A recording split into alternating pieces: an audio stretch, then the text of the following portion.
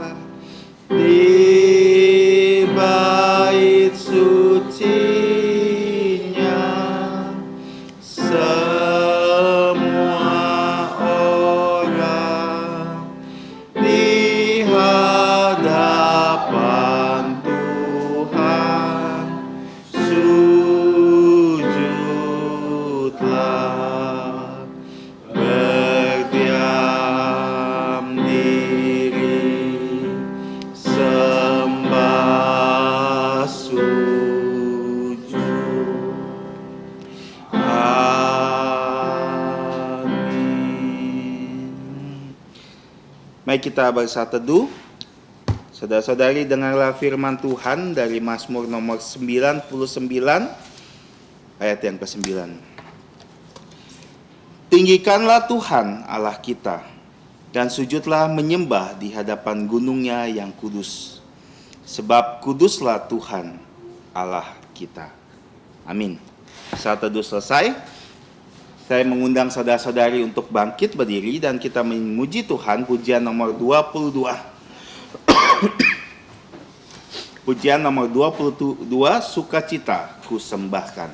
Mari kita dengan sukacita memuji nama Tuhan.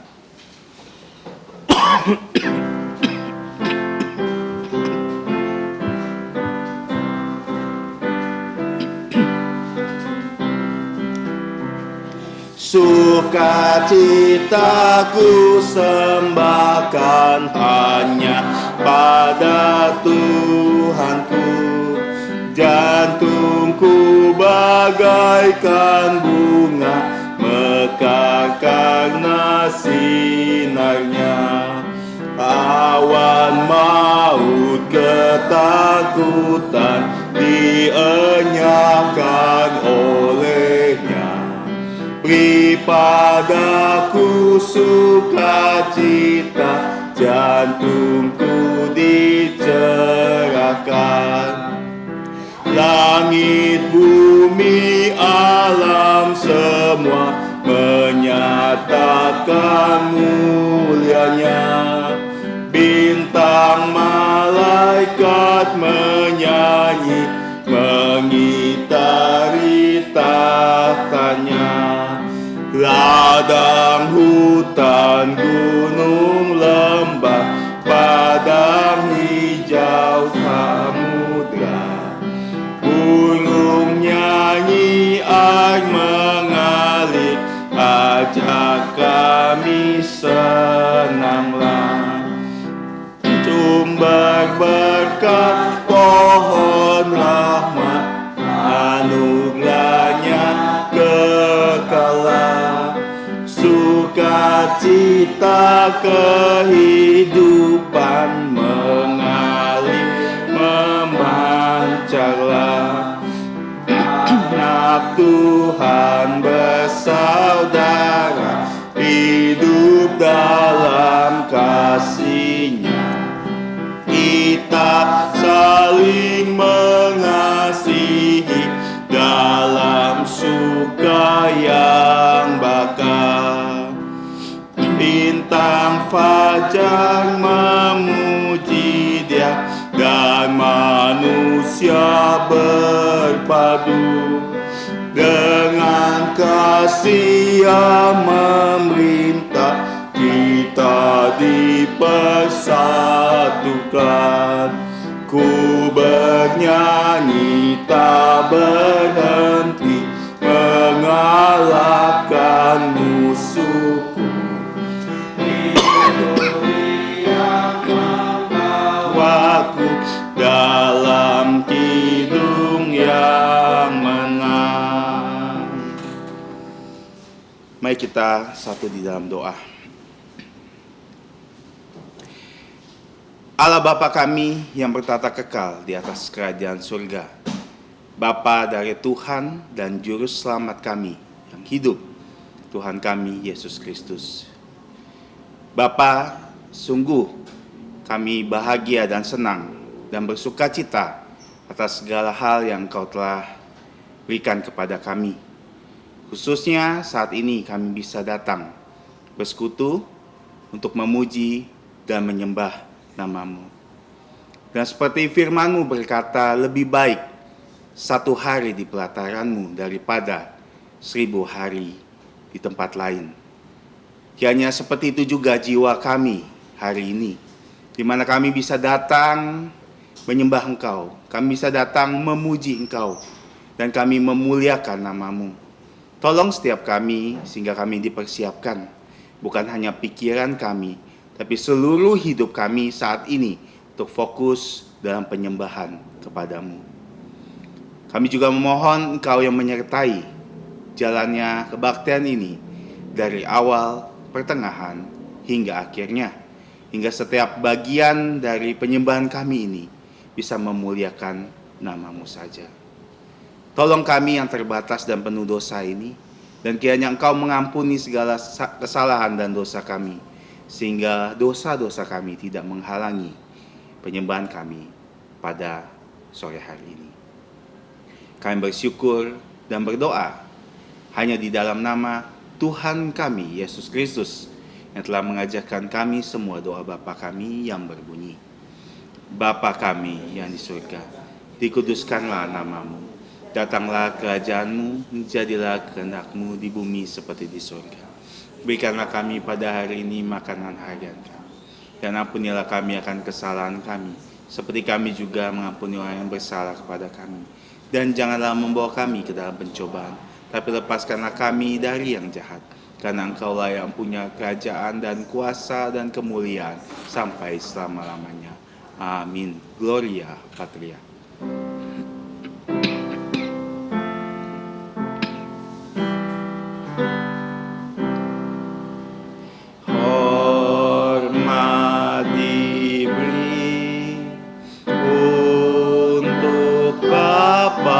Putra dan Roh Kudus, dari mula sampai sekarang dan seterusnya, kemuliaan. Amin. Amin. Saudara-saudari, saya persilakan untuk duduk kembali. Tiba saatnya kita akan membaca bacaan bertanggapan kita dalam firman Tuhan Injil Markus pasal yang ketiga, ayat yang ke-20 sampai 30. Markus pasal 3, Injil Markus 3, 20 sampai 30. Kita akan baca secara bertanggapan. Saya akan baca ayat yang ke-20, mohon ditanggapi. Dan kita akan membacakan ayat 28, 29, 30, 3 ayat terakhir bersama-sama. Lembaga Alkitab Indonesia memberi judul Yesus dan Beelzebul. Saya akan memulainya. Kemudian Yesus masuk ke sebuah rumah. Maka datanglah orang banyak berkerumun pula, sehingga makan pun mereka tidak dapat. 21. Waktu kaum keluarganya mendengar hal itu, mereka datang hendak mengambil dia, sebab kata mereka, ia tidak waras lagi. Dan ahli-ahli Taurat yang datang dari Yerusalem berkata, ia kerasukan Beelzebul, dan dengan penghulu setan ia mengusir setan. Yesus memanggil mereka lalu berkata kepada mereka dengan perumpamaan, bagaimana iblis dapat mengusir iblis? Kalau suatu kerajaan terpecah-pecah, kerajaan itu tidak dapat bertahan. Dan jika sebuah rumah tangga terpecah-pecah, rumah tangga itu tidak dapat bertahan. Demikian juga kalau iblis berontak melawan dirinya sendiri, dan kalau ia terbagi-bagi, ia tidak dapat bertahan, melainkan sudahlah tiba kesudahannya. Tetapi tidak seorang pun dapat memasuki rumah seorang yang kuat untuk merampas harta benda apabila tidak diikat dahulu orang kuat itu. Yaitu barulah dapat ia merampok rumah itu. Sama-sama, aku berkata kepadamu, sesungguhnya semua dosa dan hujat anak-anak manusia akan diampuni, ya, semua hujat yang mereka ucapkan. Tetapi apabila seorang menghujat Roh Kudus, ia tidak dapat mendapat ampun selama-lamanya, melainkan bersalah karena berbuat dosa kekal. Ia berkata demikian karena mereka katakan bahwa ia kerasukan roh jahat. Terpujilah Tuhan yang telah memberikan firman kepada kita, dan diberkatilah kita semua yang membacanya. Dan kiranya dengan pembacaan firman Tuhan dan pembelajaran firman Tuhan, iman kita bisa bertumbuh. Selanjutnya kita akan meresponi dengan pujian 223. 223. Aku tahu Tuhan menguasai hari esok.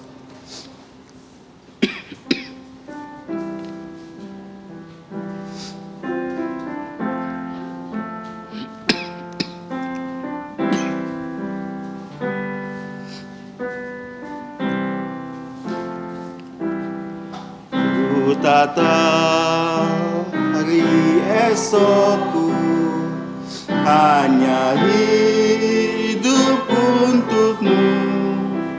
Ku tak tahu esok terangkat ataukah hari gelap. Ku tak khawatir hari esok, karena ku tahu janjinya. Kini ku berserah penuh, karena Dia Maha Tahu. Banyak hal yang kan terjadi dalam hidupku ini. Apa yang berkuasa mengatur semuanya. Ku tak tahu hari esokku, mungkin miskin terlantar. Burung-burung kau pelihara, aku di antaranya. Jalanku kan kau ratakan, firman-Mu beri penerang. Hidupku kau pandu selalu, darah-Mu beri lindungan. Banyak hal yang kan terjadi dalam hidupku ini. Siapa yang berkuasa mengatur semuanya. Meski jalan makin terang bagai tangga, bebanku makin meringan. Dari remang jadi terang,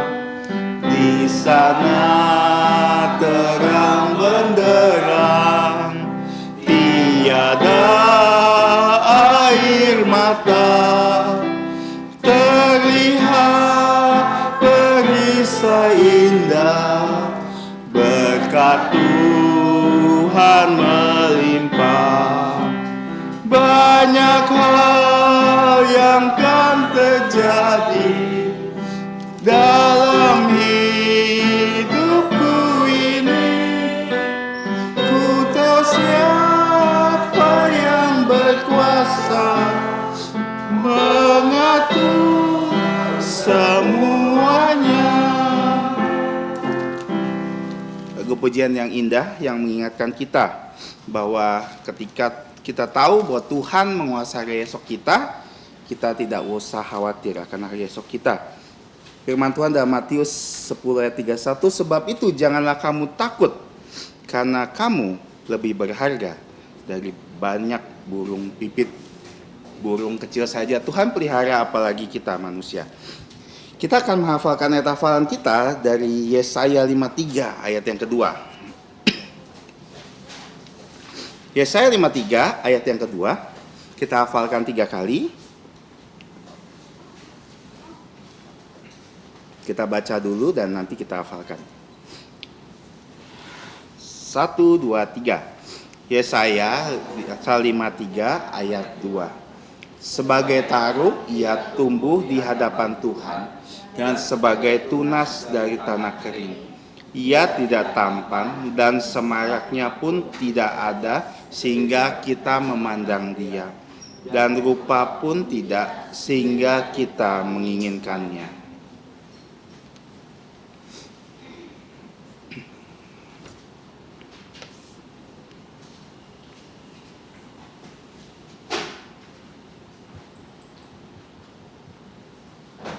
Sekali lagi 1, 2, 3. Yesaya pasal 53 ayat 2. Sebagai taruh ia tumbuh di hadapan Tuhan, dan sebagai tunas dari tanah kering. Ia tidak tampan dan semarak pun tidak ada sehingga kita memandang dia, dan rupa pun tidak sehingga kita menginginkannya. Kita ambil waktu sejenak untuk menghafalkannya.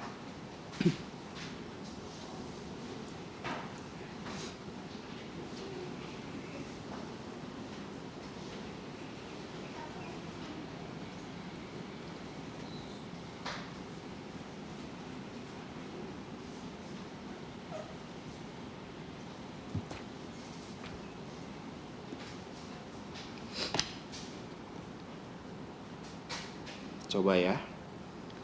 1, 2, 3. Yesaya pasal 53 ayat 2. Sebagai taruh ia tumbuh di hadapan Tuhan, dan sebagai tunas dari tanah kering.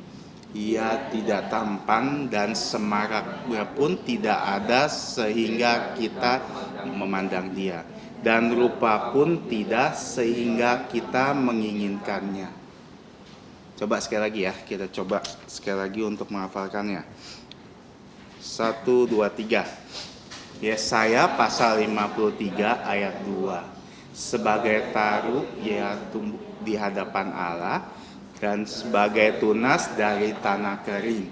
Ia tidak tampan dan semaraknya pun tidak sehingga kita memandangnya, dan rupa pun tidak sehingga kita menginginkannya. Amin. Semoga kita bisa menghafalkan ayat ini, dan ada baiknya sehingga buletin gereja ini tidak ditinggal tapi dibawa pulang sehingga bisa dihafalkan di rumah. Semakin banyak kita menyimpan firman Tuhan di dalam pikiran kita, di hati kita, kita akan semakin kuat menghadapi hari esok kita. Kita akan lihat jadwal pelayanan, bisa dilihat bersama-sama di kotak. Mohon dipersiapkan dengan baik. Yang pertama, doa dan puasa akan dilakukan secara sukarela di rumah masing-masing, mulai dari selesai kebaktian ini sampai besok sore jam 6. Kedua, pendaftaran peserta didik Sekolah Kristen Kalvari juga telah dibuka. Kita terus doakan ya, dan mengajak anak-anak usia sekolah untuk bisa mendaftarkan diri. Kiranya juga bisa bantu mempromosikannya, mengajak saudara-saudari yang mempunyai anak bisa untuk mendaftarkan anak-anaknya.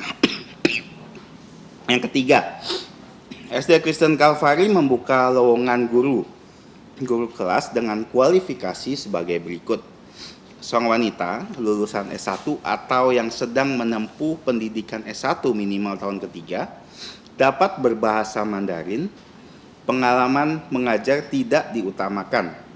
Lamaran dapat dibawa ke kantor SD Kristen Kalvari pada hari kerja dan bisa menghubungi 0858 4522 800. Dan saya hari ini tidak melihat ada yang pertama kali hadir. Kita terus doakan sehingga Tuhan menumbuhkan jiwa-jiwa orang percaya, menambahkan jiwa-jiwa orang percaya, baik di sini, di Siantan maupun di Kuburaya. Saatnya kita akan memberikan yang terbaik untuk Tuhan. Kita akan menyembah Tuhan lewat persembahan kita. Persembahan akan dibawakan oleh Saudari Derin. Pujian yang akan kita nyanyikan adalah pujian nomor 74.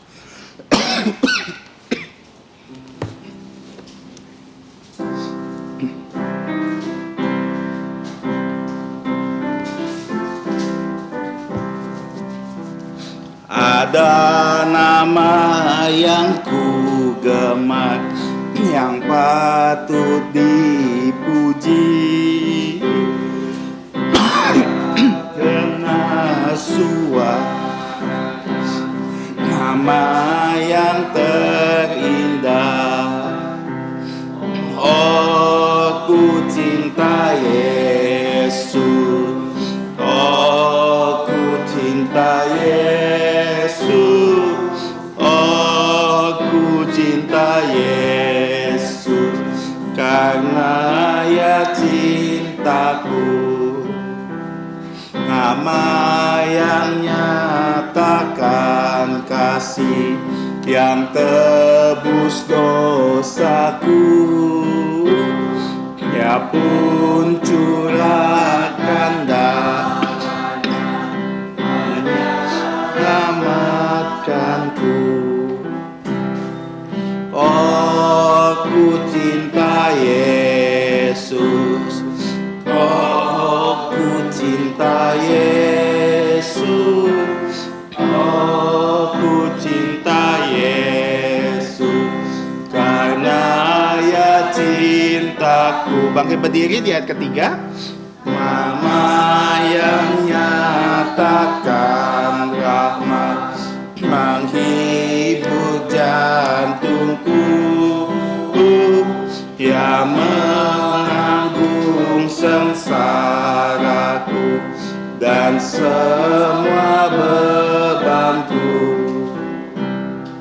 Oh, ku cinta Yesus, oh, ku cinta Yesus, oh, ku cinta Yesus, karena ya cintaku. Mari kita bersama-sama menyanyikan doksologi.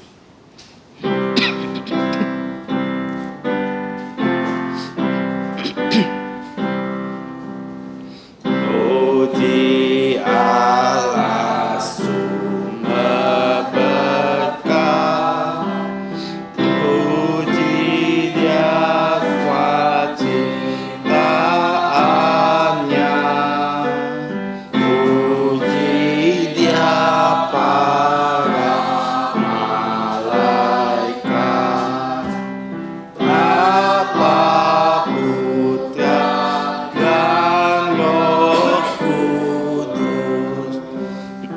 Amin. Sekali lagi kita berdoa. Bapa Surgawi, terpujilah Engkau sebab Engkau adalah sumber berkat kami. Sebab Engkau juga adalah Allah yang selalu ada di dalam hari-hari kami, menuntun kami, melindungi kami, memberkati kami, membimbing setiap jalan kami. Dan kami bersyukur juga karena Engkau ada Allah penolong kami di saat kami sulit, di Di saat kami dalam permasalahan kami, dalam rasa kecewa kami, Kau ada dan siap untuk menolong kami. Dan kami bersyukur juga Bapa karena Engkau telah membawa kami beribadah. Kau telah menyertai dari awalnya sampai pertengahan ini, di mana Engkau berikan kami kesempatan yang indah untuk mengucap syukur dan juga menyatakan kasih kami kepadamu dengan memberikan persembahan. Kiranya Engkau yang menerima segala persembahan kami ini. Dan kiranya Engkau juga yang memakai setiap persembahan ini yang tidak seberapa di mata manusia, tapi di mata Engkau sangat berharga. Karena ketika kami memberikannya dengan rasa syukur, ketika kami memberikannya dengan suka dan rela, itu jauh lebih berharga. Kami tahu Bapa, Engkau akan mengasihi kami, bahkan Engkau juga akan memberkati setiap tangan-tangan yang telah memberikan semua persembahan ini dengan sukacita. Ampuni kami akan dosa pelanggaran kami berdoa dan bersyukur hanya di dalam nama Tuhan Yesus Kristus. Amin.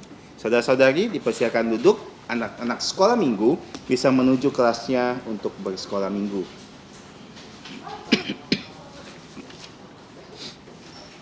Hari ini yang akan menyampaikan firman Tuhan adalah Guru Injil Peter Yoksan dengan tema yang dari teks Markus 3:20 sampai 30, yaitu apa yang dimaksud dosa yang tidak dapat diampuni. Kita akan mencari tahu sendiri apa yang dimaksud dosa yang tidak dapat diampuni itu. Maka saya akan menyerahkan waktu dan tempat kepada hambanya.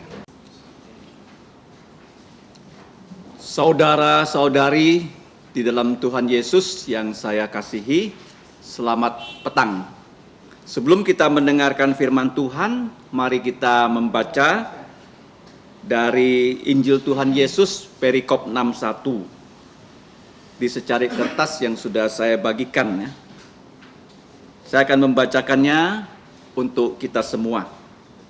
Pengajaran tentang dosa yang tidak terampuni. Dari Injil Matius pasal 12 ayat 22 dan Injil Markus tadi yang sudah kita baca ayat 30 sampai ayat 20 sampai 30. Demikianlah bunyi firman Tuhan. Kemudian Yesus masuk ke sebuah rumah. Maka datanglah orang banyak berkerumun pula, sehingga makan pun mereka tidak dapat. Waktu kaum keluarganya mendengar hal itu, mereka datang hendak mengambil dia, sebab kata mereka, ia tidak waras lagi. Kemudian dibawalah kepada Yesus seorang yang kerasukan setan. Orang itu buta dan bisu. Lalu Yesus menyembuhkannya sehingga si bisu itu berkata-kata, dan di sini ya, si buta melihat. Maka takjublah sekalian orang banyak itu, katanya, ia ini agaknya putra Daud. Tetapi orang Farisi dan ahli-ahli Taurat yang datang dari Yerusalem mendengarnya, mereka berkata, dengan Beelzebul, penghulu setan, ia mengusir setan. Tetapi Yesus mengetahui pikiran mereka, lalu memanggil dan berkata kepada mereka dalam perumpamaan, bagaimana iblis dapat mengusir iblis? Setiap kerajaan yang terpecah-pecah pasti binasa. Setiap kota atau rumah tangga yang terpecah-pecah tidak dapat bertahan. Demikianlah juga kalau iblis mengusir iblis, ia pun terbagi-bagi dan melawan dirinya sendiri. Bagaimanakah kerajaannya dapat bertahan? Demikianlah juga kalau iblis berontak melawan dirinya sendiri, dan kalau ia terbagi-bagi, ia tidak dapat bertahan, melainkan sudahlah tiba kesudahannya. Jadi, jika aku mengusir setan dengan kuasa Beelzebul, dengan kuasa siapakah pengikut-pengikutmu mengusirnya? Sebab itu mereka yang akan menjadi hakimmu. Tetapi jika aku mengusir setan dengan kuasa Roh Allah, maka sesungguhnya kerajaan Allah sudah datang kepadamu. Atau bagaimanakah orang dapat memasuki rumah seorang yang kuat dan merampas harta bendanya apabila tidak diikatnya dahulu orang kuat itu? Sesudah diikatnya, barulah ia dapat merampok rumah itu. Siapa tidak bersama aku, ia melawan aku, dan siapa tidak mengumpulkan bersama aku, ia mencerai-beraikan.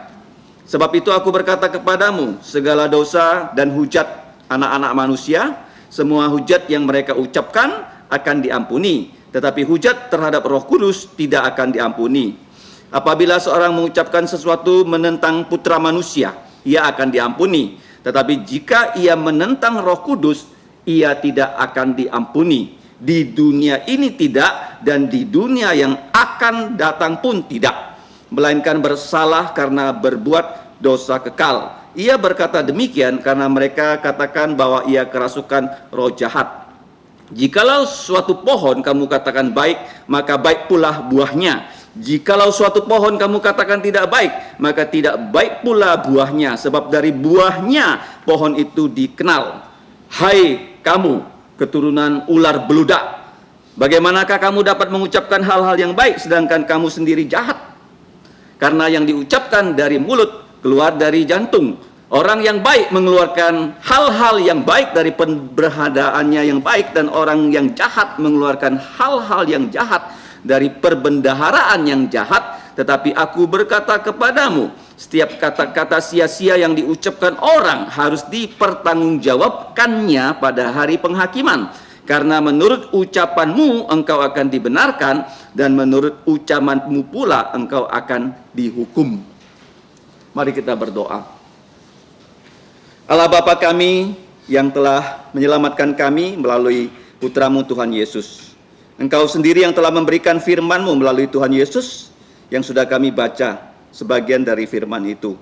Sekarang kami mau belajar, kiranya Roh-Mu menolong kami, agar kami dapat memahaminya, kami dapat melakukan, bahkan memasyurkan firman-Mu. Ya Bapa, kami serahkan waktu ini, kiranya Engkau menolong kami dengan mengampuni dosa-dosa kami. Dengan darah Tuhan Yesus, hapuskanlah semua pelanggaran kami. Di dalam nama Tuhan Yesus, kami berdoa dan mengucap syukur. Amin. Ini merupakan topik yang penting ya. Kenapa? Karena tidak ada dosa sebenarnya yang tidak bisa diampuni. Kalau kita melihat di Alkitab, ya, dosa-dosa yang manusia lakukan, semuanya dapat diampuni pada saat orang itu bertobat. Apakah dosa yang sangat besar seperti pembunuhan, perzinahan, itu dapat diampuni. Contohnya, Raja Daud pernah berzina, Raja Daud pernah membunuh, dan dia mengaku dosa dalam Mazmur 51, dan Allah mengampuni dosanya. Siapa yang tidak kenal dengan tokoh perjanjian baru yang bernama Saulus? Dia orang ganas, dia adalah teroris, anak muda yang menggebu-gebu untuk menangkap orang Kristen, memenjarakan orang Kristen, bahkan membunuh orang Kristen. Tetapi setelah dia bertemu dengan Yesus, dia bertobat, semua dosa yang menurut ukuran manusia besar itu dapat diampuni. Nah, tetapi kenapa ada perikop Alkitab di sini yang mengajarkan kepada kita kata-kata yang keluar dari mulut Yesus, bahwa dosa ini tidak dapat diampuni di dunia ini pun tidak, di dunia yang akan datang pun tidak. Tuhan Yesus sebut dosa menghujat Roh Kudus, ya, dalam bahasa aslinya atau bahasa Inggrisnya itu blaspheme. Nah, kalau kita melihat perikop ini yang tadi sudah kita baca yang secara sintesis harmoni dari Matius 12 dan Markus 3. Dan kalau kita lihat di Injil Markus, sebenarnya minggu yang lalu kita sudah belajar Tuhan Yesus dan murid-muridnya. Dan minggu ini kita belajar Tuhan Yesus dan Beelzebul. Mana mungkin ya Tuhan Yesus berkawan dengan Beelzebul ya. Ini judul yang sangat menista, blaspheme ya. Kemudian minggu berikutnya kita akan melihat lagi Tuhan Yesus dan keluarganya. Jadi Yesus dan murid, Yesus dan musuh, Yesus dan keluarga. Dan dimulai dikatakan di sini waktu Yesus masuk di sebuah rumah, Seperti biasa, orang banyak akan berkerumun mencari Yesus sehingga Yesus dan rombongannya untuk makan saja tidak bisa. Dia sibuk sekali melayani. Kalau zaman sekarang siapa sih yang sibuk dicari oleh orang? Yang saya tahu di Pontianak adalah dokter kandungan. Katanya dokter kandungan yang sangat ramai, itu pasiennya bisa berobat sampai jam 3 pagi. Aneh bin ajaib. Padahal banyak kan dokter kandungan. Kenapa orang mencari dokter kandungan seperti itu? Di Jakarta juga ada dokter-dokter yang prakteknya sangat ramai sampai jam subuh. Mereka masih berpraktek. Nah, Tuhan Yesus di sini dikatakan kemanapun dia pergi selalu dia dicari orang. Karena apapun problem kehidupan kita, Tuhan Yesus bisa menyelesaikannya. Khususnya mereka yang sakit, mereka yang kerasukan. Dan di sini dikatakan ya, di Injil Matius, waktu Yesus berada di rumah itu, kerumunan orang banyak dan dibawa ke hadapan Yesus satu orang yang kerasukan setan. Ini tidak dicatat di Injil Markus ya, karena Markus itu banyak hal yang sudah dia skip ya, karena dia dipimpin Roh Kudus ya, menulis Injil yang lebih pendek ya, untuk mengabarkan Injil bersama rombongan, yaitu Barnabas ya, pamannya, dan Rasul Petrus. Dan orang yang kerasukan setan ini dikatakan oleh Alkitab membuat dia itu buta dan bisu. Saya tidak pernah lihat orang itu buta dan bisu loh, terus terang. Kalau orang buta ada ya, di Gang Damai dulu ayah saya punya satu anak sekolah minggu namanya Tony. Tony itu bisa datang ke gereja karena kami kadang-kadang mandi ke Sungai Kapuas. Dan adik saya yang bernama Ripka melihat dia buta dan mengajak dia ke sekolah minggu. Akhirnya Tony ini percaya Yesus, menjadi satu anggota gereja yang terkenal dia orang buta. Tapi kalau buta dan bisu, sampai saya umurnya 60 belum pernah melihat orang buta dan bisu ya.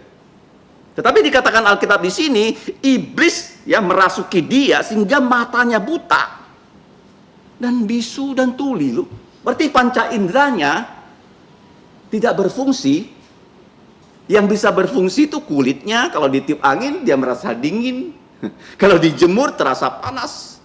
Matanya nggak bisa melihat, telinganya nggak bisa mendengar. Jadi kenapa dia tahu Yesus datang? Pasti keluarganya loh yang membawa dia bertemu Yesus. Sudah berapa lama kita percaya Yesus? Sudah berapa banyak orang yang kita bawa menghadap Yesus? Orang yang tidak percaya di mata Tuhan, dia itu bisu, dia itu tuli, dia itu buta. Dia nggak tahu kebenaran, hidup dalam kegelapan.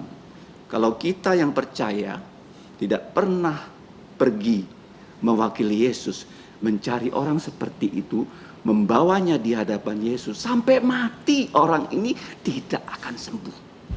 Ini pelajaran pertama. Tuhan ingin memakai kamu dan saya di dunia yang gelap karena iblis dan dosa, untuk membawa orang yang akan binasa ini bertemu dengan Yesus.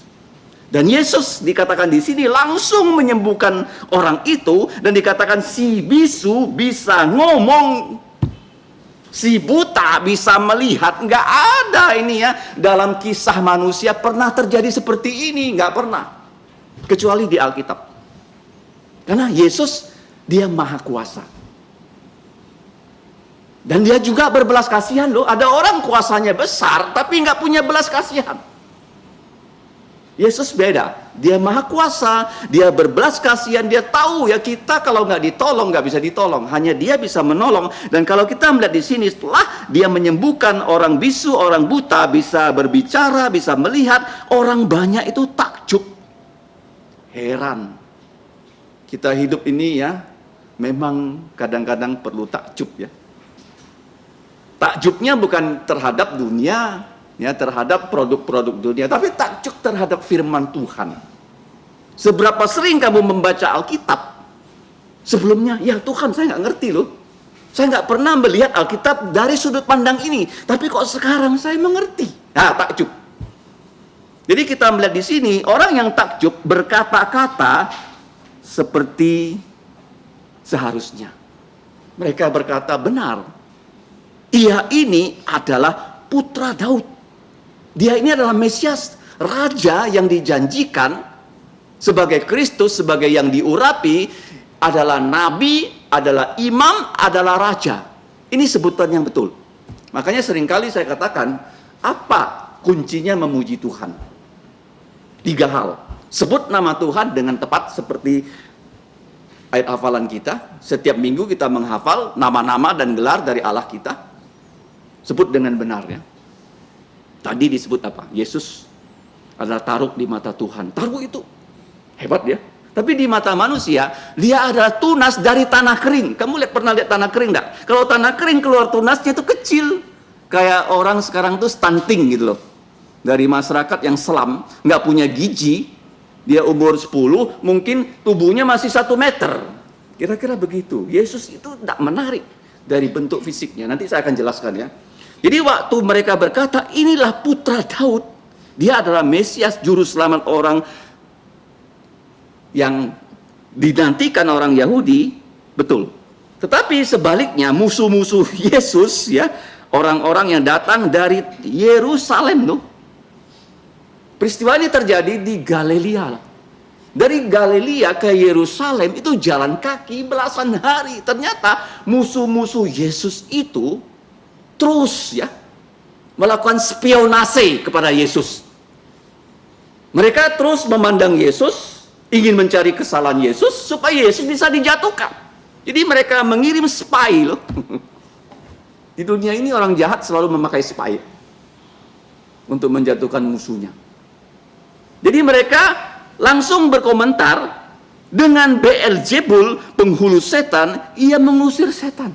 Jadi ini saya rasa sudah didiskusikan loh oleh orang Yahudi yang pemimpinnya di Yerusalem yang sering saya namakan TAI.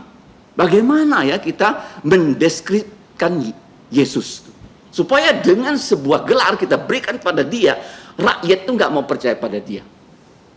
Mereka ketemu kalimat seperti ini, dengan penghulu setan ia mengusir setan. Beelzebul itu adalah dewa lalat. Ya, lalat itu kan paling kotor ya. Jadi dewa yang paling kotor, artinya ini adalah penghulu iblis yang paling jahat, pimpinan dari seluruh roh jahat. Dan Yesus berkata pada mereka, jikalau aku mengusir setan dengan Beelzebul, ini adalah suatu pengandaian yang tidak tepat, hanya untuk mengatakan sesuatu hal ya sebagai pengandaian yang tidak sesuai fakta. Karena Yesus tidak mengusir setan dengan kuasa Beelzebul, tetapi Yesus dia mengatakan dia mengusir setan dengan kuasa Roh Kudus. Ya, sesungguhnya kerajaan Allah sudah datang kepadamu. Dia berkata demikian. Nah, kalau kita melihat di sini, waktu pemimpin-pemimpin ini ya, memblasfem ya, Tuhan Yesus, termasuk di sini Roh Kudus. Karena Yesus mengusir setan dengan kuasa Roh Kudus, dengan berkata demikian, mereka itu menghujat bukan hanya Yesus, tetapi Roh Kudus. Sehingga Yesus bilang sama mereka, dosa seperti ini tidak bisa diampuni. Nanti akan dijelaskan apa maksudnya dosa itu tidak bisa diampuni. Nah, kita lihat di sini ada suatu peristiwa yang menarik. Di dalam Injil Markus pasal 3. Kaum keluarga Yesus mendengarkan tentang Yesus dan mereka itu hendak mengambil Yesus supaya pulang ke rumah, dan sebab orang bilang dan mereka juga percaya Yesus sudah tidak waras. Ini suatu hal yang perlu kita selidiki. Kenapa ya? Adik-adik tiri Yesus yang kalau kita baca namanya itu adalah Yakobus. Kemudian namanya adalah Yoses, namanya Yudas dan Simon. Tidak percaya Yesus. Mari kita buka dalam Injil Yohanes pasal 7 ayat 22 ya. Ayat pasal 7 Injil Yohanes ayat 5. Kita baca sama-sama. 3, 2, 1. Sebab saudara-saudaranya sendiri pun tidak percaya kepadanya. Jadi begini ya, kenapa sampai Yesus ya, Allah yang sudah menjadi manusia, hidup di tengah keluarga Yusuf Maria, sampai adik-adik tirinya pun tidak hormat, tidak percaya pada dia. Dan kalau kita lihat lebih lanjut di Injil Lukas pasal 3, Yesus pun ya waktu kembali ke Nazaret, kampung halamannya tempat dia dibesarkan, orang Nazaret pun ya tidak percaya pada Yesus loh. Kenapa bisa?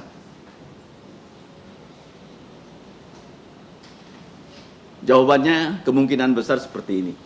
Yesus selama dia hidup ya, di keluarga Yusuf, dia tidak pernah melakukan mujizat. Paham nggak?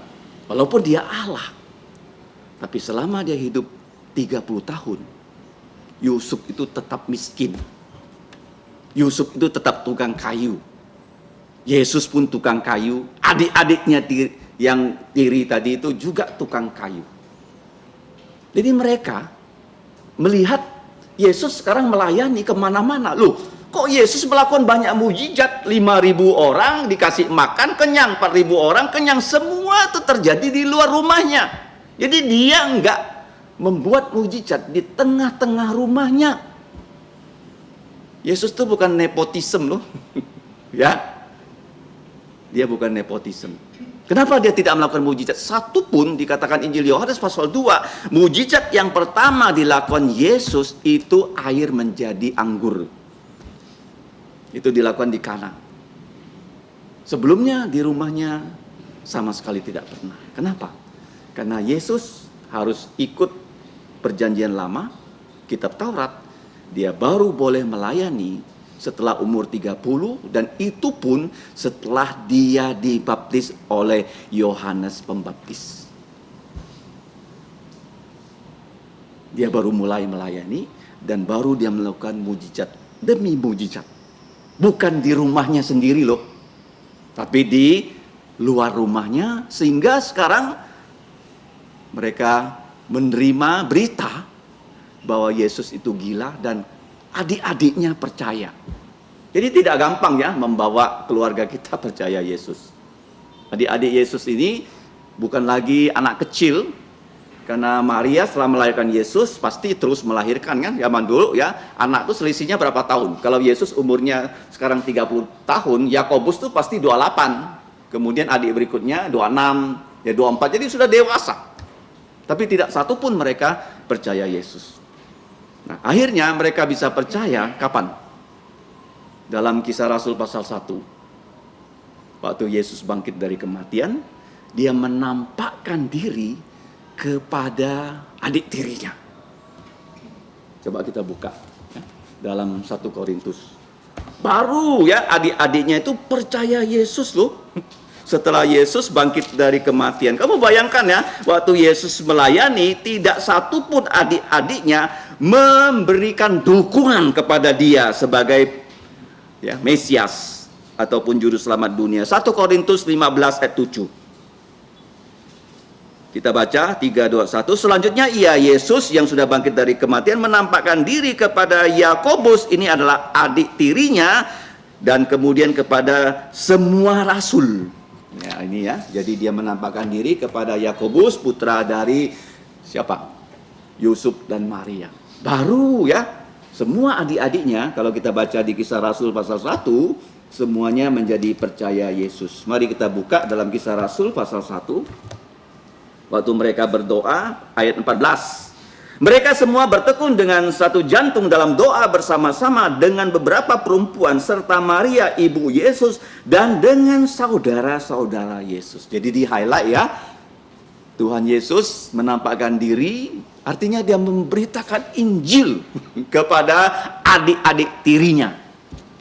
Bahwa dia adalah Kristus yang harus mati untuk dosa manusia, dikuburkan, bangkit pada hari ketiga, menampakkan diri seperti dia menampakkan diri pada Paulus, dan semua adiknya percaya pada dia. Inilah pesannya kepada kita ya. Keluarga kita bisa saja berantakan seperti Yesus. Kalau dilihat dari sudut dunia, ini keluarga yang berantakan loh. Masa juru selamat dibilang gila? Ya kan? Tapi mereka tidak bilang Yesus mengusir setan dengan kuasa Beelzebul. Mereka hanya bilang Yesus itu nggak waras lagi. dan mereka percaya. Dan kita melihat di sini waktu Yesus ya menanggapi permusuhan seperti itu, apa yang dia jelaskan? Dia mengatakan yang sesungguhnya dalam Injil Matius 12 ayat 28, tetapi aku ya mengusir setan, ini pengandaian yang betul, dengan kuasa Roh Allah. Maka sesungguhnya kerajaan Allah sudah datang kepadamu. Ya, kemudian dia memberikan pengajaran di sini tentang kerajaan, kemudian rumah tangga, dan juga kerajaan iblis tidak boleh terpecah. Ini logis ya. Kalau sebuah organisasi di dalamnya sudah ada terjadi perkelahian, maka organisasi itu pasti tak solid. Ya, yang saya lihat di Indonesia sekarang ini seperti sebuah partai politik ya.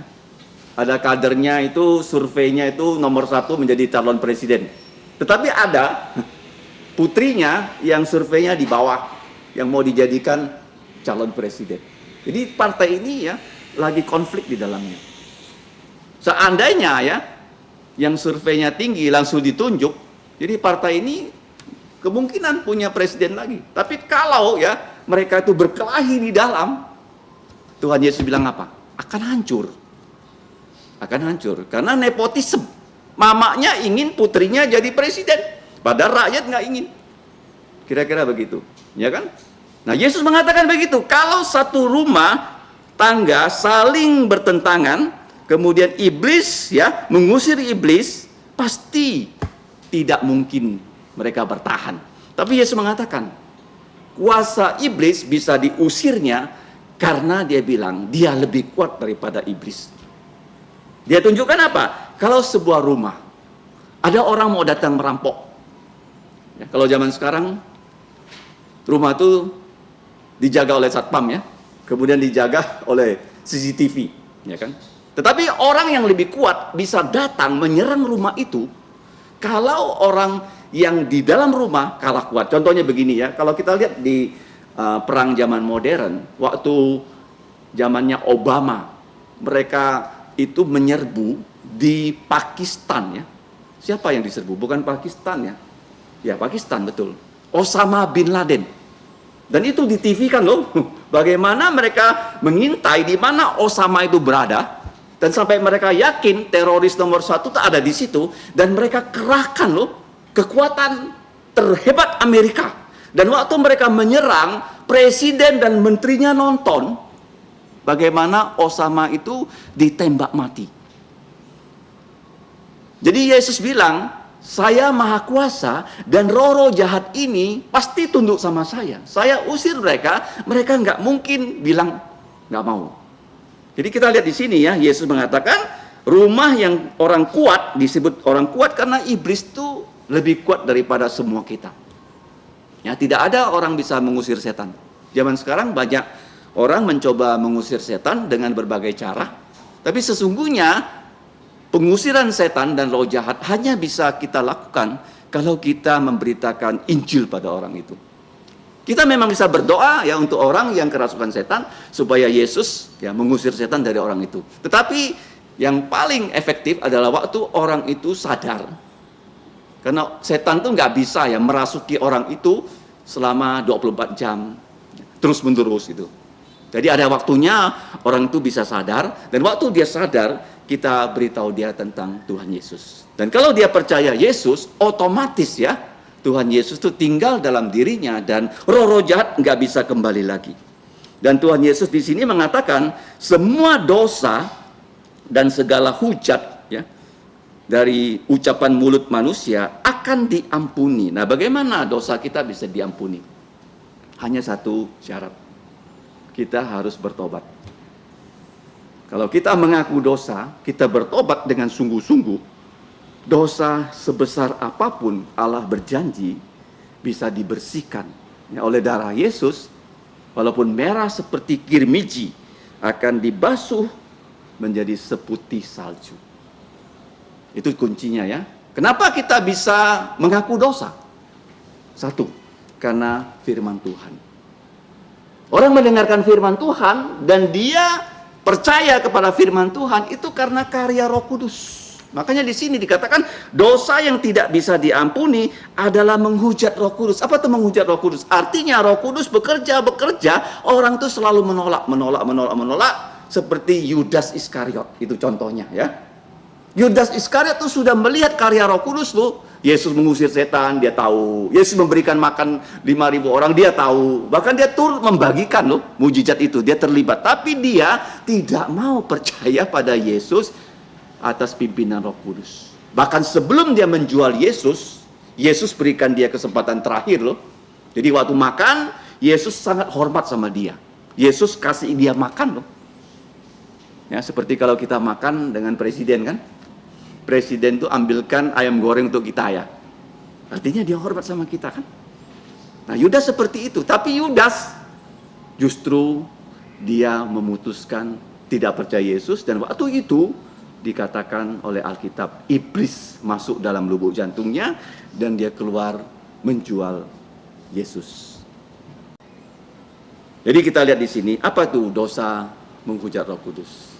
Itu orang yang sudah mendengar Injil tetapi tidak mau percaya Injil sampai dia mati seperti Yudas Iskariot. Pernah nggak kita alami? Beberapa tahun yang lalu di gereja kita ada seorang bapak. Dia penampilannya sangat khas karena kacamatanya begitu tebal. Kenapa kacamatanya begitu tebal? Karena dikatakan waktu dia muda, dia pernah sakit cacing ya, masuk ke matanya sehingga matanya hampir buta. Dan kacamatanya tebal dan dia datang ke gereja berkali-kali dan saya sudah mengajar dia pengetahuan dasar Alkitab dalam bahasa Hakka bersama almarhumah Li Changjung. Saya masih punya rekaman videonya dan dia mengaku mau percaya Yesus dan dia mau dibaptis, sudah ditentukan waktunya untuk dibaptis. Tetapi apa yang terjadi? Sebelum dia dibaptis, dia mendapat mimpi katanya. Istrinya yang mati tidak mengizinkan dia percaya Yesus. Tidak lama kemudian dia tidak datang lagi ke gereja dan kami mendengar dia sudah meninggal. Saya nggak tahu apakah dia percaya Yesus atau tidak percaya Yesus. Ya, artinya dia sudah mendengar Injil, terus mendengarkan Injil, tapi tidak ada keputusan untuk percaya Yesus. Ya, kalau ada keputusan percaya Yesus, di sini Yesus mengatakan bukan lagi dengan kerajaan, bukan lagi dengan keluarga, tapi Tuhan Yesus mengatakan ada pohon yang baik menghasilkan buah yang baik. Artinya kalau kita percaya Yesus, kita memiliki buah. Yang pertama adalah buah pertobatan, yang kedua ada buah Roh Kudus yang 9 aspek dalam Galatia 5 ayat 22. Yaitu kasih, sukacita, damai. Ya, 3 modal dasar kita. Setelah itu Allah berikan kita panjang sabar dan seterusnya. Yang terakhir itu penguasaan diri, ya, aspek yang ke-9. Jadi di sini dari buah kita dikenal. Jadi kenapa Yesus mengatakan buah? Karena dia selanjutnya mengatakan bukan hanya kerajaan, bukan hanya rumah, bukan hanya pohon, tapi di sini dia menunjuk satu binatang yang sangat berbisa. Matius 12:34, ular beludak. Ya, jadi Yesus langsung ya, berkonfrontasi dengan ya, para spy yang datang dari Yerusalem. Ya, khusus ya, mereka ingin mencari kesalahan Yesus dan Yesus mengatakan kepada mereka, kamu ini keturunan ular beludak. Ya, bagaimana kamu dapat mengucapkan hal-hal yang baik sedangkan kamu sendiri jahat? Karena yang diucapkan dari mulut meluap dari lubuk jantung. Orang yang baik mengeluarkan hal yang baik dari perbendaharaannya yang baik, dan orang yang jahat mengeluarkan hal yang jahat dari perbendaharaan yang jahat. Tetapi aku berkata kepadamu, setiap kata sia-sia yang diucapkan orang harus dipertanggungjawabkannya pada hari penghakiman. Jadi setiap kita, kata-kata kita itu harus kita simak dengan baik-baik. Apa yang dimaksud dengan kata sia-sia? Dalam bahasa aslinya adalah agros ya. Agros itu artinya kata-kata yang kita ucapkan tanpa kita pikirkan. Itu. Ya. Seringkali ya dalam hidup ini orang hanya dengar kata itu dan dipakai. Contohnya alamak. Ya kan? Kita mendengarkan alamak, terus kita mengucapkan alamak. Ada nggak alamak di Alkitab? Nggak ada kan? Jadi begitu banyak ya kata-kata yang dipakai oleh manusia, itu sebenarnya salah. Tidak alkitabiah tapi kita pakai. Dan kalau kita sudah biasa, waktu kita dikoreksi, kita nggak mau. Kita menganggap apa? Ya itu sudah benar, sudah diterima secara umum. Nah kata-kata sia-sia di sini, yang pertama diucapkan tanpa pikir. Tanpa pikir artinya kita dengar, kita pakai kata itu. Padahal kata itu nggak tepat. Yang kedua, kata-kata yang tidak membangun. Ya, kalau kamu berbicara, apakah orang lain terbangun? Apakah orang lain tambah cinta pada Yesus dengan kata-kata kamu? Kalau tidak membangun, nggak usah ngomong. Ya, puasa itu bukan hanya nggak makan loh. Puasa nggak ngomong. Coba satu hari kamu nggak ngomong. Daripada kamu ngomong, omongan kamu nggak sesuai firman. Puasa itu menahan diri loh, menyangkal diri loh. Apa yang kita inginkan, itu kita tidak lakukan. Itu namanya puasa. Bukan hanya sekedar tidak makan, tidak minum. Ya, di sini Yesus mengatakan ucapan yang tidak membangun, ya, ucapan yang lebih parah lagi menyakitkan orang. Yesus Allah disebut setan. Sakit nggak? Ya kan? Kadang-kadang kita nggak pikir-pikir ya. Kita mentang-mentang ya kita lebih berkuasa. Kita seenaknya ngomong. Sehingga orang yang mendengarkan sampai dia nggak bisa lupa. Ada kesaksian dari istri saya. Ada seorang Tiongkok. Dia tinggal di Pontianak. Dia punya anak tunggal yang satu kelas dengan Esra sejak TK. Kemarin waktu pertandingan di Harapan Bangsa, dia bertemu dengan istri saya. Dia mengatakan dia sudah menjadi guru bahasa Mandarin di situ. Terus dia memeluk istri saya, dia mengatakan, wah istri saya itu orang baik sama dia. Karena memang waktu kami jumpai di TK Immanuel, waktu dia pulang, suaminya belum datang jemput, kami antar dia dengan mobil ke rumah dia. Kadang-kadang dia mengalami kesulitan ekonomi, dan dia datang mencari pimpinan TK di situ. Dan pimpinan TK itu sebagai orang Kristen harusnya nggak ngomong begitu loh. Dia ngomong begitu sehingga sampai sekarang dia nggak lupa ucapan itu. Apa tuh ucapannya? Kalian orang Tiongkok suka bohong. Dan dia bilang, kepala TK itu sekarang cari dia. Tanya sama dia, kurikulum kamu di Harapan Bangsa Mandarinnya seperti apa? Dia bilang, dulu saya dihina. Tapi sekarang dia cari saya. Ya, kadang-kadang kita jangan sembarangan ngomong. Walaupun ya kita itu orang di atas angin. Kita orang Kristen harus ngomong jangan sia-sia. Satu, jangan ngomong tanpa pikir, jangan ngomong sebelum cek dengan firman Tuhan. Itu yang pertama ya. Yang kedua, jangan hanya copy, dengar, oh ini betul ya dipakai. Oh kita pakai aja tanpa cek di Alkitab. Itu yang kedua. Yang ketiga, jangan ngomong kalau tidak membangun. Yang keempat, jangan ngomong kalau menyakiti. Orang akan ingat sampai dia mati loh. Kamu bayangkan ya. Jadi kita lihat di sini Yesus mengatakan bukan hanya karena ya perbuatan kita dihakimi, tapi oleh kata-kata kita dan juga pikiran kita akan dihakimi. Yang telah dikatakan karena menurut ucapanmu engkau akan dibenarkan dan menurut ucapanmu pula engkau akan dihukum. Kalau ucapan kita tidak sesuai dengan firman Tuhan, kita dihakimi.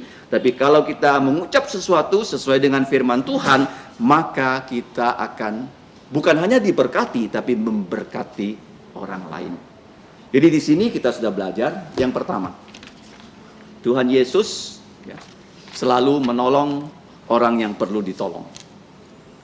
Ya, bahkan orang buta, orang bisu, yang tidak mungkin berjumpa dengan Yesus, itu dibawa oleh keluarganya bertemu Yesus. Pelajarannya adalah kita harus membawa orang supaya percaya Yesus. Tuhan memakai kita seperti dia memakai keluarga orang yang buta bisu ini bertemu dengan Yesus. Karena orang buta nggak bisa dengar Yesus ada di situ, dia nggak bisa melihat Yesus ada di situ, dia sama sekali nggak tahu Yesus. Tetapi ketika disembuhkan, dia bisa ngomong, bisa melihat. Saya percaya dia menjadi pengikut Yesus yang setia. Itu yang pertama. Yang kedua, Yesus berkuasa atas segala hal, tapi dia tidak pernah menggunakan kuasanya untuk keluarganya. Kenapa? Karena waktunya belum tiba. Tetapi setelah dia bangkit, dia menampakkan diri pada semua saudaranya percaya Yesus. Yesus juga berjanji, kalau kita percaya Yesus, seluruh keluarga kita, Yesus ingin selamatkan. Yang ketiga, Beelzebul digelarkan kepada Yesus. Itu blasfem bukan hanya kepada Yesus, tapi kepada Roh Kudus. Artinya orang yang sudah melihat tugas-tugas Yesus, keajaiban Yesus, seperti Yudas dan yang lain-lain orang Farisi, tapi terus menolak Yesus, dosa mereka tidak bisa diampuni.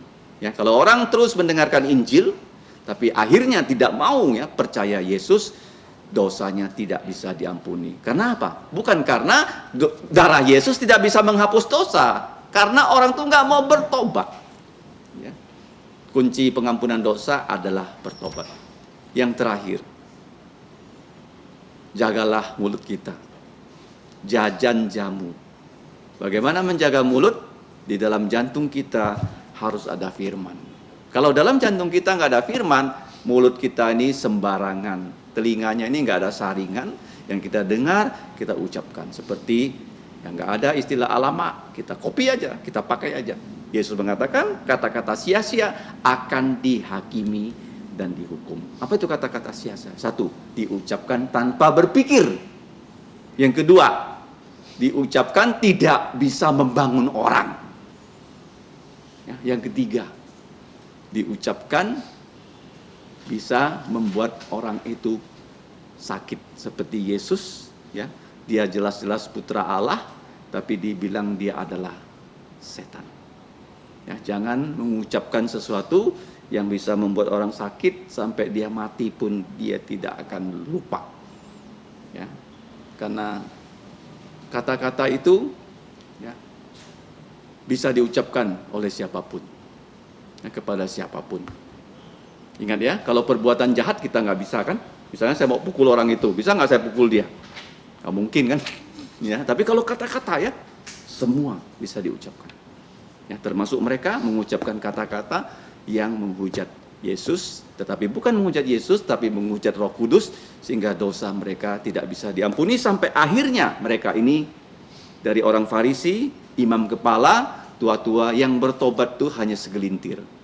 Siapa mereka? Nikodemus bertobat, Yusuf Arimatia bertobat, Rasul Paulus bertobat. Yang lain-lain semuanya binasa. Maka Yesus bilang sama mereka, kamu itu ular beludak, yang bisa keluar dari kamu adalah racun, karena kamu dasarnya jahat. Mari kita yang sudah percaya Yesus, kita punya firman Tuhan, kita keluarkan firman Tuhan dari ucapan mulut kita untuk membangun dan untuk membawa orang supaya percaya Yesus. Tidak gampang tapi harus kita lakukan. Mari kita berdoa. Bapa kami di surga, kami sungguh berterima kasih untuk Tuhan Yesus yang sudah datang ke bumi menjadi putra manusia, yang terus melakukan tugas-tugas Engkau. Dan kami mengucap syukur pada malam ini kami bisa belajar bagaimana Tuhan Yesus mengusir roh jahat yang membuat orang itu bisu, membuat orang itu buta, bisa melihat. Ya Bapa, kami mengucap syukur untuk semua ini, karena kami tahu banyak hal bisa kami lakukan kalau kami mau mengikuti pimpinan Roh Kudus. Yang pertama-tama kami mau bertobat dan kami mau menjadi saksi Tuhan Yesus yang baik. Dan Tuhan, tolonglah kami untuk memiliki firman-Mu dalam lubuk jantung kami dan pikiran kami, sehingga ucapan yang keluar dari mulut kami itu seperti garam yang menggarami dunia, seperti terang yang menyinari dunia yang gelap, sehingga orang bisa tahu siapakah Tuhan Yesus. Demikian doa kami ya Bapa, kiranya Engkau berbelas kasihan pada kami, mengampuni semua kelalaian kesalahan kami, dan kami percaya dengan darah Yesus semua dosa kami bisa diampuni. Dalam nama Tuhan Yesus kami berdoa dan berterima kasih. Amin. Selanjutnya adalah perjamuan kudus, yang melayani adalah Pendeta Eliakin Pang, dibantu oleh pengabar Injil Julimin dan pianis oleh El Nathan. Silakan. 感謝主恩典這個基金朋友，今晚必得傳道傳講嘅信息。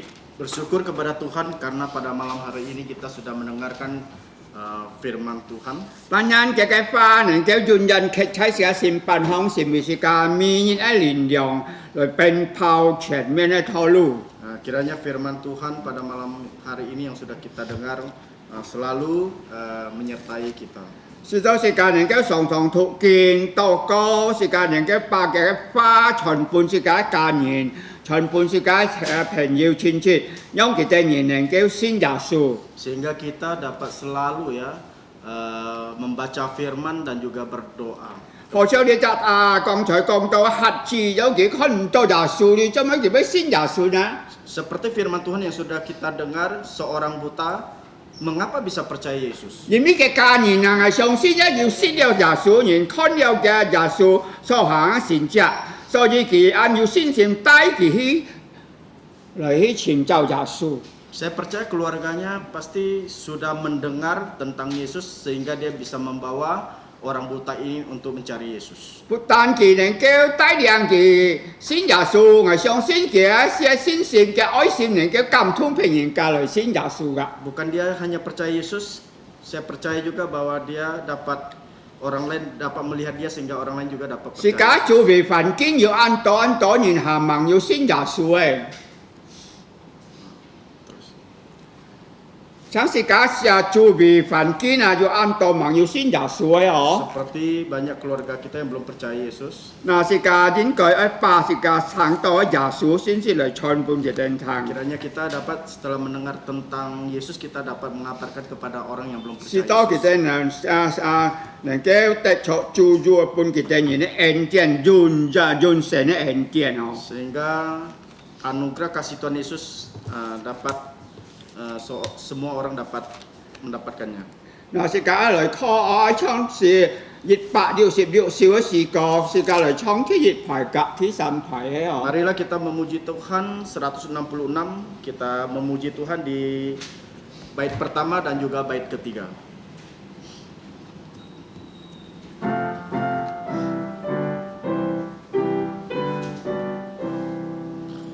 Di bukit Golgota oleh setia tersesat dan derita senai situ Yesus bersedia ketinja rela saja untuk cinta doakan kita selalu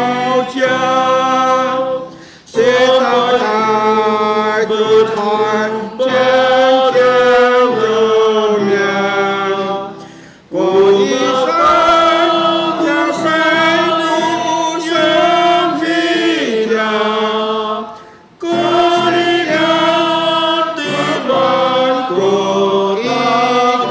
kulian Kekasih setia Kuikan setia selalu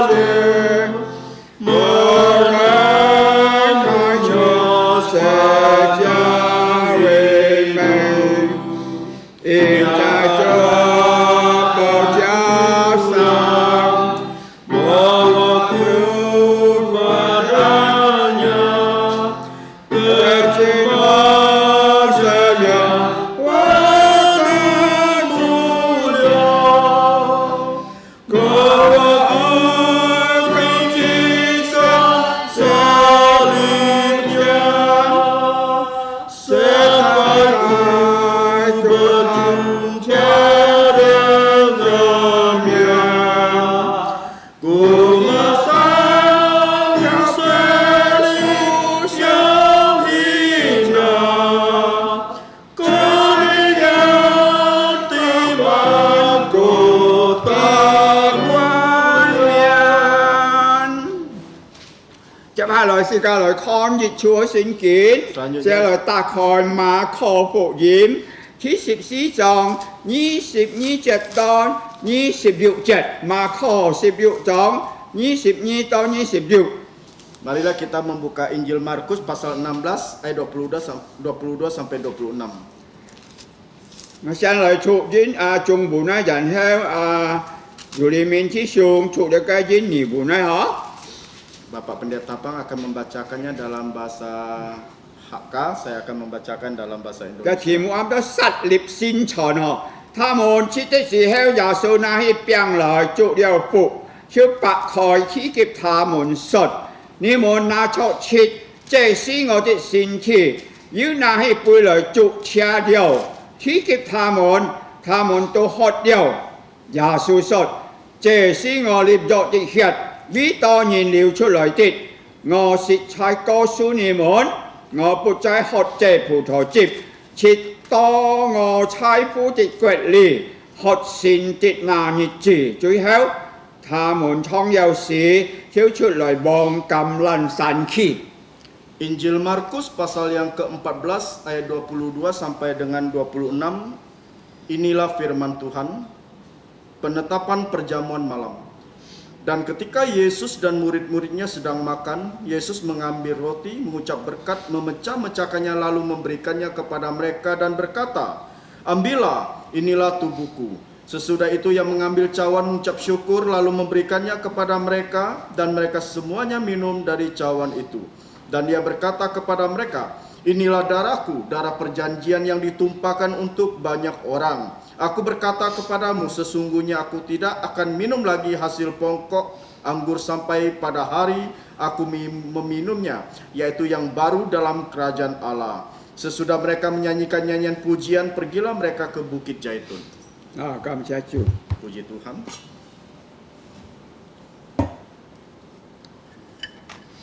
Mà當主耶穌佢撇埋cái gì ra佢cái môn chủ cái thị Sở Hồng ấy cái hàng cái sinh存là禮拜出cái禮拜cái sĩ cái cho nó thiên ca cái chút chạm到cái饼cái con cái饼ít饼mà cái sinh thi tên mi phụng họ xịt cái饼cái時候應當按樣行vì thế cái nhắm chủ耶穌佢做太愛佢殺生流血那些愛是家人故是都是革命嘅人能夠相信佢，先會上帝人來俾佢傳福音做見證，是家來俾佢嘅病禱告，或者唱佢嘅主裏面去上亮道。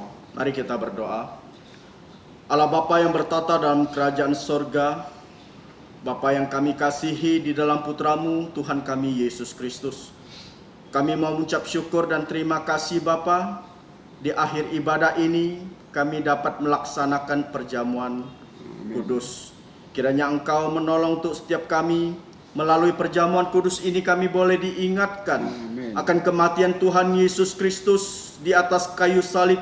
Dengan darahnya yang kudus yang tercurah menebus segala dosa pelanggaran kami.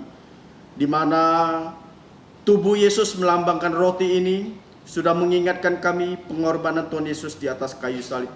Bapa di surga, terima kasih kiranya Engkau kuduskan, Engkau layakkan kami untuk menerima roti ini yang melambangkan tubuh Tuhan Yesus yang dipecah-pecahkan. Terima kasih Bapa, inilah doa kami hanya dalam nama Tuhan Yesus. Amin. Amen. Chẳng thi chúng chỉ mới số liệu sẽ đang số liệu để kiện xin lìa đang cho đẹp bằng trái nhận vi Tâm lý lời mệt mệt bí sĩ祷告是因是cái高方在主面前求主堅固是個每個人心成為奔跑前面的道路一直都是個堅主面在天家 Mari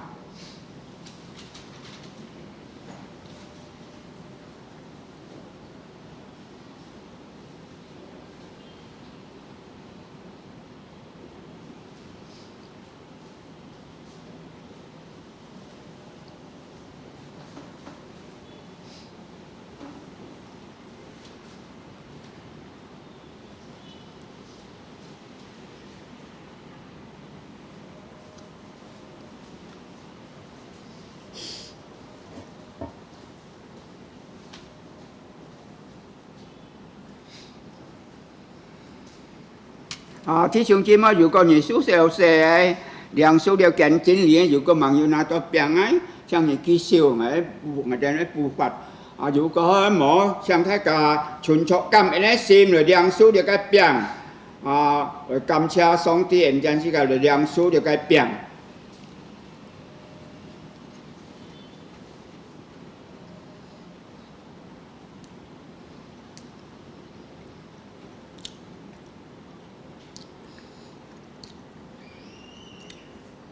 Salibnya,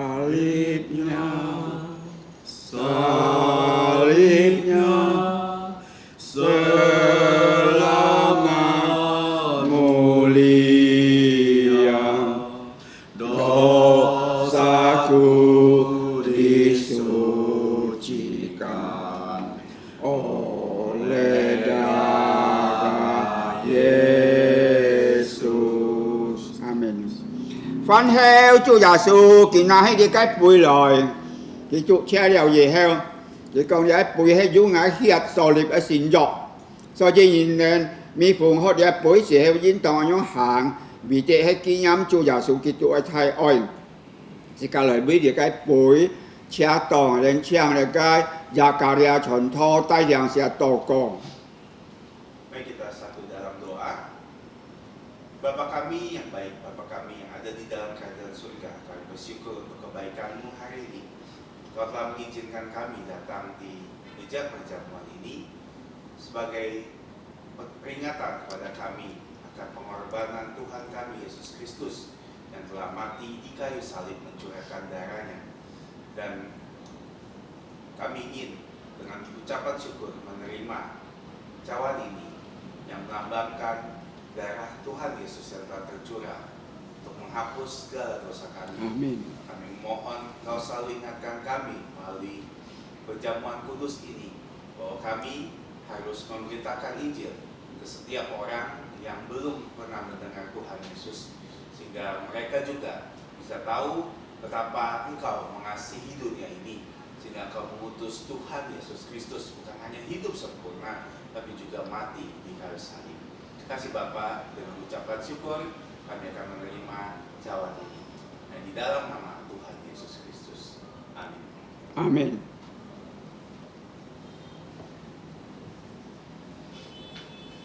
Chẳng nhận cho đẹp bùi ấy, thế nhận vui không? Tan liệp y lợi, mẹ em bí chỉ tổ cổ.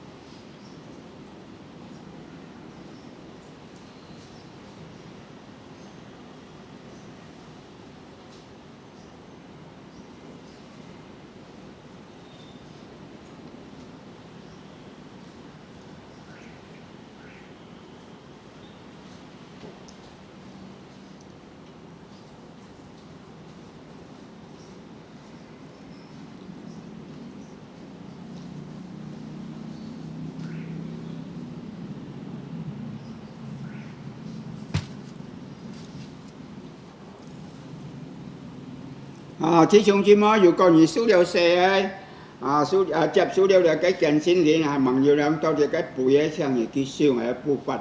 Các dù em mở thì các lời chuẩn thọ cầm ini sim rồi yang số dia cái bụi. Mari kita sama-sama bersyukur kepada Tuhan kita mau menerima cawan ini. Kalau yang số dia cái bụi.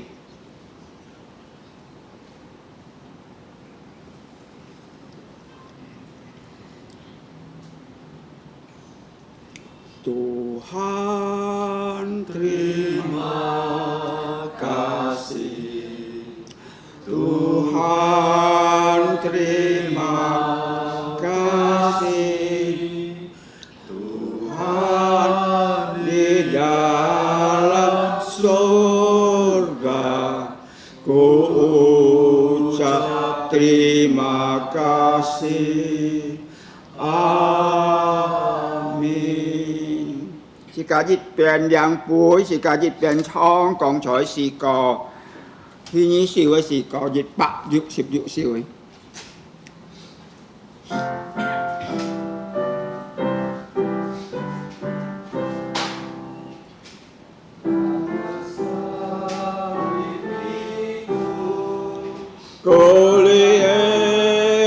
世界，我是修筑痛苦之后，爱记主耶稣，为世人被钉死，这世界为我最爱珍宝，故我爱高举世界宝价，就在这面前，我一生要背负十字架，十字架可换公义冠冕。这个人人站错，这个梁书有圣经里面所应许祝福。但願我主耶穌基督恩惠、天父上帝慈愛、聖靈的感通與交通，從受義中ที่ทรงมันทรงใช้從現在直到永永遠遠，感謝主，阿門。阿門。阿門。